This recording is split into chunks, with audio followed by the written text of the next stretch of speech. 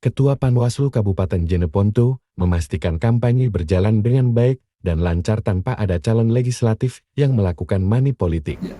Terima kasih.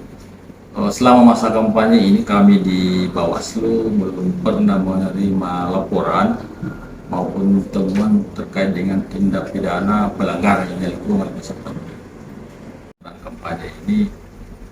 Bagaimana bisa melakukan pengawasan kepada para peserta pemilu yang melakukan kampanye untuk bisa memastikan bahwa peserta pemilu yang kampanye itu bisa melakukan kampanye tanpa melanggar dari ketentuan perundang-undangan.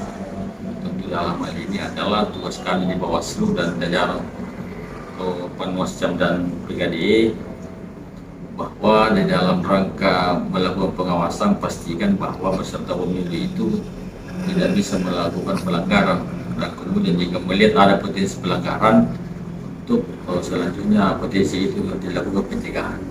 Kalau di dalam proses masa kampanye ini dalam rangka melakukan penanganan pelanggaran tentu harus didahului dengan bentuk laporan atau temuan. Lalu kemudian ketika teman-teman pengawas mendapatkan temuan sekaitan dengan adanya politik uang, tentu menjadi tugas kami di Bawaslu untuk melakukan penanganan pelanggaran. Tentu berbicara tentang penanganan pelanggaran dalam kaitannya dengan tindak pidana politik uang, maka di Bawaslu ini bersama dengan Polres dan Kajari dalam hal ini tim Gakundu untuk melakukan pemeriksaan apakah politik uang ini bisa dibuktikan atau tidak.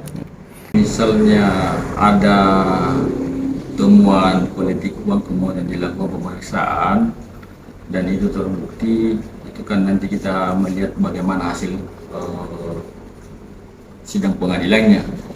Kalau hasil sidang pengadilan menyatakan bahwa terbukti melakukan tindak pidana pemilu, tentu harus dilihat politik uang ini siapa ya subjeknya, apakah peserta pemilu atau tim ataupun pelaksana kampanye sendiri. Kalau misalnya peserta pemilunya adalah milik calegnya, tentu ketika itu terbukti, maka selain berjalan proses pidananya, mungkin kan juga terjadi proses administrasi.